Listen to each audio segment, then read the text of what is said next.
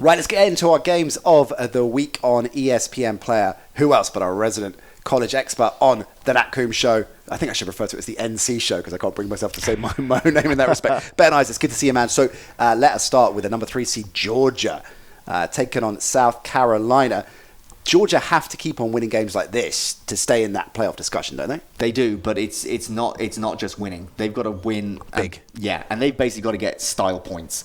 They've got to impress the voters because they're in the same conference as Alabama.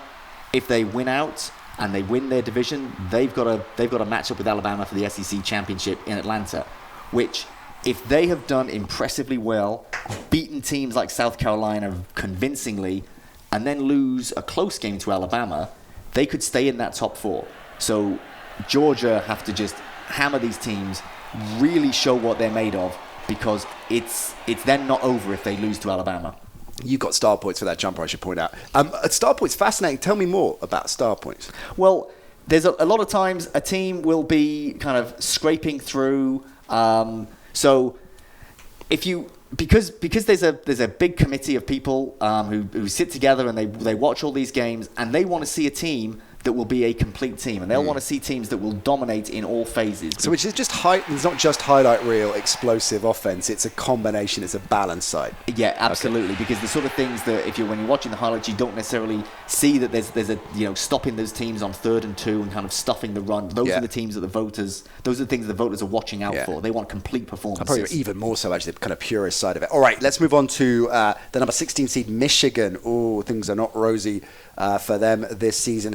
At Illinois, do you smell an upset, Ben Isaacs?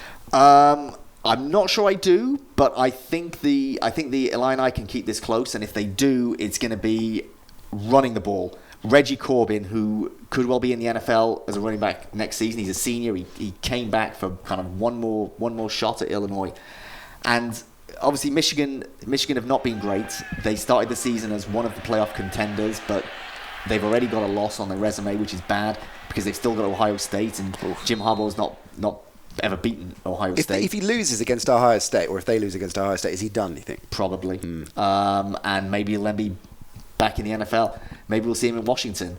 But they should win this. But I mean, Redskins fans thrilled about that fact, I'm sure. Watch out for this. Watch out for Reggie Corbin, because he's the sort of guy who might get picked on the 3rd day in the NFL draft and find himself as a kind of 1,000-yard rusher.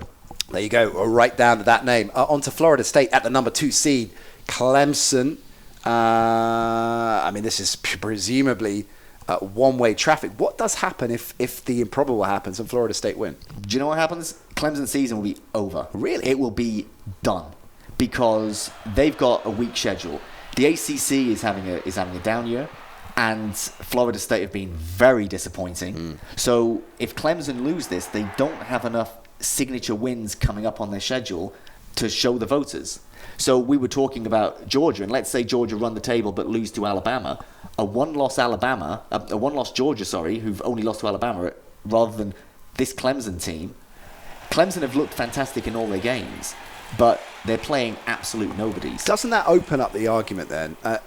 We should be expanding the playoff to more than 4 teams. I would certainly like to have an 8-team playoff. There's enough people who don't want it to happen. I'd like it if every conference winner got in, and you can have of the 5 major conferences, and then you can have at-large teams coming in to make up that 8. But until that point, a team like Clemson has to be absolutely flawless. They've got to have a spotless record, or they're out. Okay, on to Penn State against Iowa at Iowa. Penn State ranked 10th at the moment. Are they legitimate playoff contenders, or will they become legitimate playoff contenders if they get a big statement win against Iowa? Yes, but with the caveat that they've still got Michigan and Ohio State, and even if Michigan are ranked lower than Iowa are right now, it's still that kind of that name brand recognition. Right.